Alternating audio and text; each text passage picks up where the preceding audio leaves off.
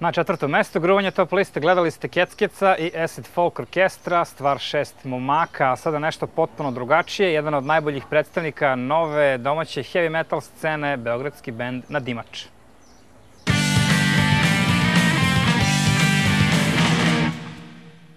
Koja ti pesma svira sad kad zvoni mobil? Exodus, Strike of the Beast.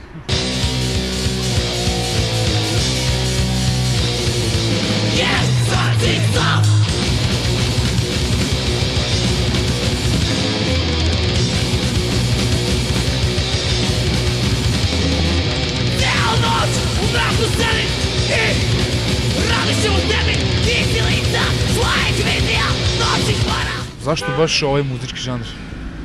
Pa valjda zato što je najpribližniji ispoljavanje onog što hoćemo da kažemo na naš način, nemam pojma. Ne bi drugačije mogu da se izrazim na pravi način. Znaš kako, sad je novi talas, ono kao tog treša, kroz ove treša u fazonu, ono, u ekspanziji. I sad mi gledamo da to ne bude, znaš, ono, još jedna kopija Metalike ili ne znam čega već.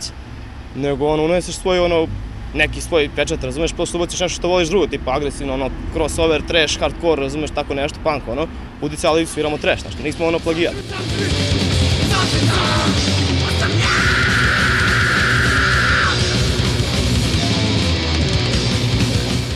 Drži neprijatelj broj Kec, šta možemo da očekujemo na albumu? Pa ništa, izdali smo ga za kinesku iskorarsku kuću ADP Records, ono u Pekingu, imaju svoju radnju, svoj časopis, dobra izdavačka kuća. U Pekingu imaju razumevanja za trash? Pa imaju, mnogo više nego cijelo sveta.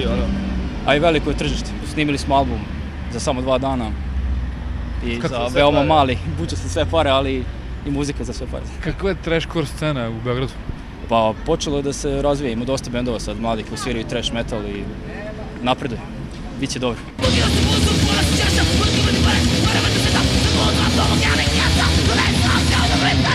Vidio sam da u bukletu imate i kineski prevod, da li ima nekih Kineza ovde koji slušaju Nadimač?